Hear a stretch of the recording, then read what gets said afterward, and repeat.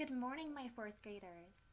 First off, I want to say I miss you all terribly. You should know this about Miss Vickery by now, but I love people, and being stuck in my home for weeks on end has not been super exciting for me. So I'm very excited I get to see you guys' faces starting this week and doing video chats and video calls. So I look forward to when I get to see everybody or talk to everybody here this week. Um, Welcome back from spring break. I hope you all did something very exciting from your own home. If you did something exciting or something that's not so exciting, that's okay. Leave me a comment because I'd love to hear all about it.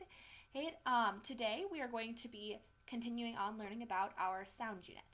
So today's activity that I'm going to be doing for you is a read aloud, and I know that as I'm reading it, it is not showing you correctly on here. So I'm also going to be scanning it in so you guys can read it yourself if you'd like to, or you can just replay the video, that works too. So without any more wasted time, let's continue. So today's activity is our read aloud, Loud or Soft, High or Low, A Look at Sound by Jennifer Boothroyd. I hope I said that right. Sorry, Jennifer. All right. What is sound? Sounds are all around us. A dog barks, a bell rings, a motor hums. All the sound is the form of energy. We hear sound when something vibrates or moves back and forth. The vibrations travel in waves. Our ears catch the waves and hear the sound. Now, from our reading, we should know already that all sounds are vibrations. Now, the way we test that is you can't always see sound. Sound isn't visible, but you can feel sound.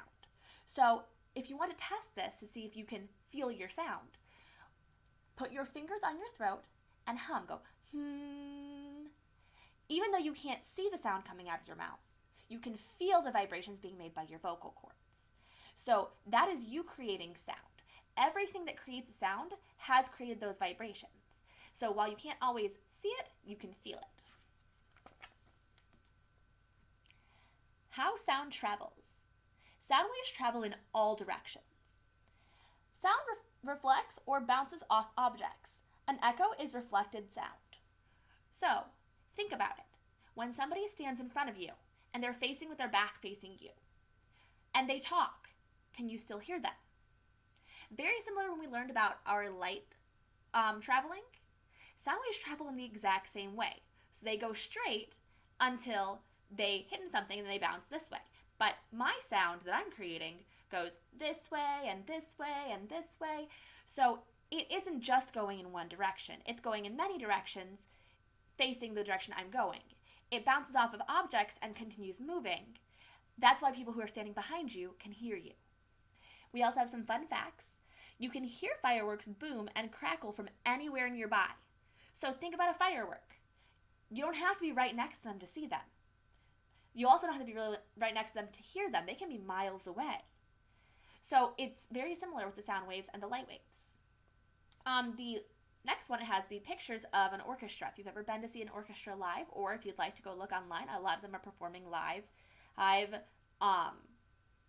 with videos so you can see them because they cannot be in groups that big. So if you want to look at them, you see these little shapes in the background. The orchestra has a lot of those weird shapes. The large shapes on this wall reflect the sounds that instruments make. The shapes help fill the room with music. So as it hits and bounces off the weird angled shapes, it's bouncing in more different directions. So that's very helpful to make that sound continue. Sound waves can travel through solid objects. You can hear a knock through a wooden door. Sound waves can also travel through gases. The air is made of many gases. A police siren wail travels in the air for several blocks. So if you want to test this, because I know we love testing things, put your ear on a door and listen to somebody knocking. That way you can tell that it's going through the solid object, not just going through the air around you. So have somebody next to you, you close the door, or put your ear on the door and have somebody knock to see if you can actually hear and feel those vibrations. Sound can travel through liquids too. Many animals make noises to communicate with one another underwater. So dolphins talk underwater through squeaks, clicks, and other noises. But think about it, anybody who's gone swimming. Have you ever heard somebody else making a noise underwater? Have somebody trying talking to you? Or next time you take a bath? put your head underneath the water and start going blah, blah, blah, blah, blah, you can hear it because that sound wave is still traveling through the water. So you don't have to be right next to somebody. They can be talking to you underwater and it's distorted, but you can hear that they're talking. Pitch. Now this is where a lot of us struggle. Pitch is a little bit more complicated. So pitch describes how low or high a sound is. The sound of 2 glasses clinking has a high pitch. The roar of a lion has a low pitch. So think about it. If you make your voice go, that's a high pitch. If you make your voice go low, go, ooh, that's low pitch. The faster something vibrates, the higher the pitch. The lower something vibrates, the lower the pitch. So when you go, your vocal cords are vibrating so fast that you can barely feel them. But when you go, ooh, it's actually vibrating a lot slower, so you can feel it a lot better. Now, if you blow air into a whistle slowly, then blow faster, the whistle sound should have a higher pitch the second time because it's vibrating faster. An object's length can also change the pitch. The shorter keys on a xylophone make the higher sounds than the longer keys. So length does have an effect. A tuba makes a very low sound. The air travels a long way through the instrument. Air travels a short way through a flute. This instrument makes a high sound. So think about, if you look at a tuba, it's got all that space between where the person's blowing into it and where the sound comes out. So when it has all that space to travel, it actually distorts the sound. This boy's tuba makes much lower sound than his bandmate's flute. So if you look at the picture, that tuba's got a lot of space to travel through, right? Goes all the way around. Her flute's just a straight line, so the air's coming in and then coming out here. Guitar and violin players push down the strings of the instruments to make notes. When they hold down a string, the part of the string that vibrates is shorter.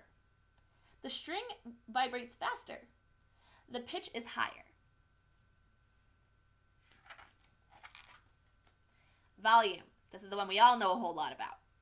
So, quiet or loud describes a sound's volume. You need to use a quiet voice in the library or in the classroom. When you use a loud voice, you can use a loud voice when you play outside or in our big gym.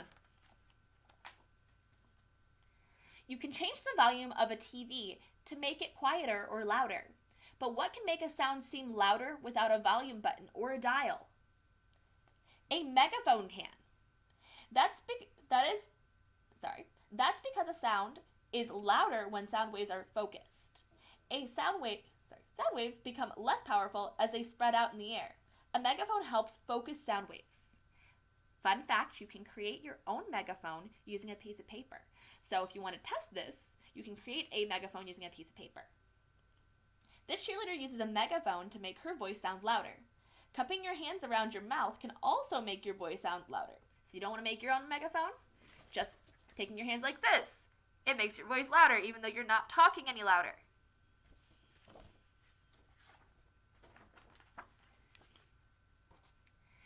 You can hear a quiet sound nearby, but it's harder to hear a quiet sound from far away. The sound waves spread out too much. Remember, they go in all these directions.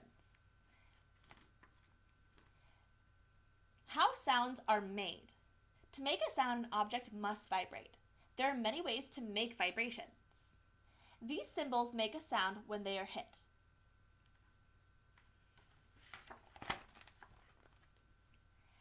The force from a push can make an object vibrate. Drummers make sounds by hitting their drums. So again, that push, that force that we're adding in on the drum is making that sound. When we talk and sing, air passes through our vocal cords. The air makes them vibrate. The kids sing in their school choir. They're making a lot of silly faces. We use air to make vibrations in wind and brass instruments. These students play their trumpets by blowing air into them. Friction can also make things vibrate. Friction is caused when two things rub against each other. You can hear a sound when you rub your hands together. So, real quick. That's friction. So friction is that force. Remember when we learned about our movement energy? So friction is that force that pushes against. So when I'm rubbing my hands together, that friction is actually creating sound waves.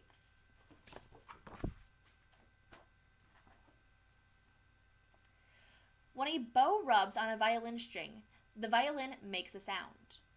How many sounds have you made today? It's kind of early, so probably not a whole lot aside from, I don't want to get out of bed. But count throughout the day. Keep a tally. You make a lot of sounds, even when you're not making them with your voice. Making them when you put down a pan or when you push a button on the microwave. You're making a lot of sounds. You're creating a lot of sound waves. And that is our story. Loud or soft, high or low, a look at sound.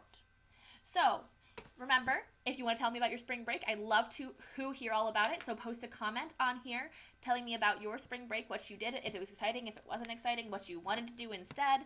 I'd love to hear all about it, and have a great day. I look forward to talking to you guys again later on this week.